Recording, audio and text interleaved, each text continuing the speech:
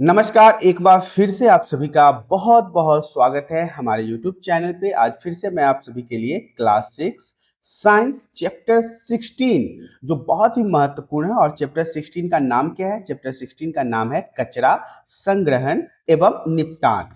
तो इसके इम्पोर्टेंट प्रश्न उत्तर के बारे में आज हम बात करने वाले हैं। तो आइए शुरुआत करते हैं इसके सबसे महत्वपूर्ण जो आपके अभ्यास के प्रश्न उत्तर हैं। सबसे पहला प्रश्न हमारा कहता है निम्नलिखित के उत्तर दीजिए। निम्नलिखित का क्या करना है? उत्तर देना है और प्रश्न है लाल केचुए किस प्रकार के कचरे को कंपोस्ट में परिवर्तित नहीं करते हैं? तो देखिए जो लाल केचुआ होता है वो इसमें बताना है कि जो मांस होता है, दूध का कोई भी सामान होता है या प्लास्टिक का कोई भी सामान होता है, अचार हो गया, नमक हो गया, तेल हो गया, एल्युमिनियम हो गया, तो इससे या फिर आप नाखून की बात कर लीजिए या पुराने कटे फटे जूते चप्पल आदि जैसे चीजों को लाल केचुआ जो है वो कंपोस्ट में परिवर्तित नहीं करते हैं। तो देखिए अब ख क्वेश्चन की तरफ बढ़ते हैं। क्या आप अपने कंपोस्ट गड्ढे में लाल केचुओं के अतिरिक्त किसी अन्य जीव को भी देखा है? यदि हाँ तो उनका नाम जानने का प्रयास कीजिए और उनका चित्र बनाइए। तो देखिए मांस, दूध का कोई भी सामान, प्लास्टिक का कोई भी सामान से निर्मित अपशिष्ट, अपशिष्ट मतलब होता है कचरा, कंपोस्ट में परिवर्तित नहीं करता है। कंपोस्ट गड्ढे में लाल केचुए के अतिरिक्त मिलीपीड और सैंडपीड एवं दीमक जैसे जीव पाए जाते हैं। इनके लार्वा भी मतलब इनके मुंह से निकला हुआ जो लार्वा होता है वो अपशिष्टों को जैविक खाद में परिवर्तित करने में समर्थन करता है अर्थात मदद करता है। इस प्रकार से आपने देखा क और ख आपका यहाँ पे हो गया है। अब हम दूसरे प्रश्न की तरफ बढ़ते हैं। दूसरा प्रश्न कहता है चर्चा करना है, बताना है, चर्चा करके इन सभी चीजों को बताना है।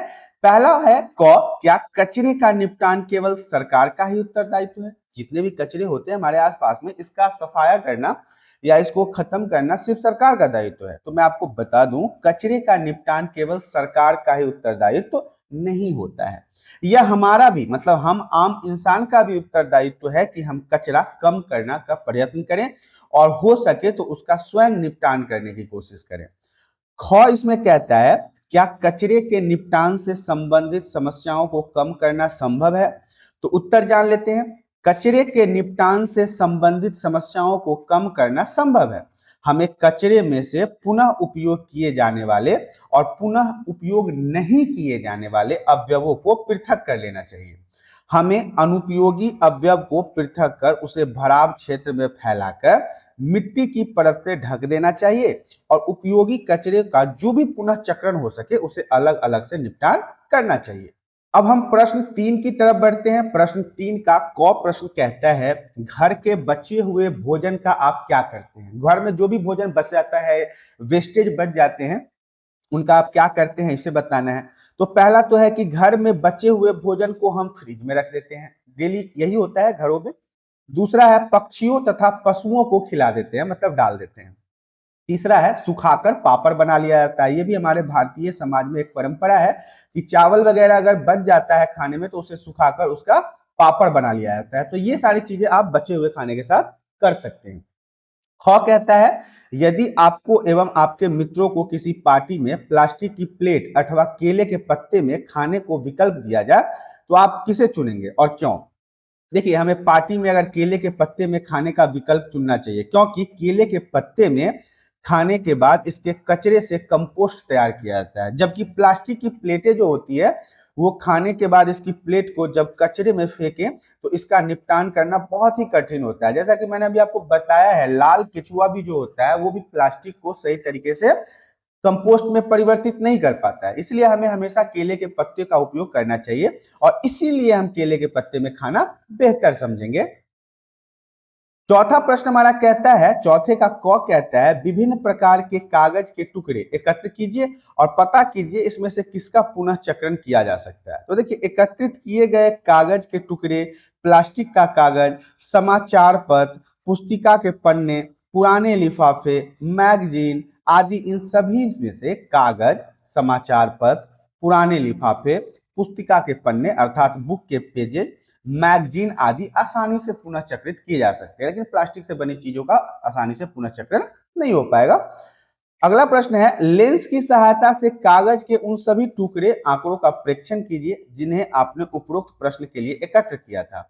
क्या आप कागज की कई नई सीट एवं पुनः चक्रित कागज की सामग्री में कोई अंतर देखते हैं? तो देखिए, पुनः चक्रित कागज जो होता है, पेजेस जो होते हैं, वो नई सीट के मुकाबले में चमक रहित होते हैं, मतलब ज्यादा चमकीला नहीं होता है। जिसका पुनः चक्रण होता है ना, वो ज्यादा चमकीला नहीं होता है और खुरदय होता है, मतलब खुरदुरा होता है, थोड़ा काला टाइप का होता है। आपने अगर कॉपी खरीदने को सोचा है मार्केट से, तो उसमें दो प्रकार के होते हैं। एक बिल्कुल डब व्हाइट के रूप में आपको मिलेगा, एक थोड़ा सा ब्लैक टाइप का मिलेगा। इससे आप समझ लीजिए कि जो ब्लैक वाला पेज है ना, उसका पुनः चक्रण हुआ है। अगला पांचवा प्रश्न हमारा कहता है, पैकिंग में उपयोग होने वाले विभिन्न प्रकार की वस्तुएं एकत्र कीजिए। इसमें से प्रत्येक का किस उद्देश्य के लिए उपयोग किया जाता है, समूह में चर्चा करना है।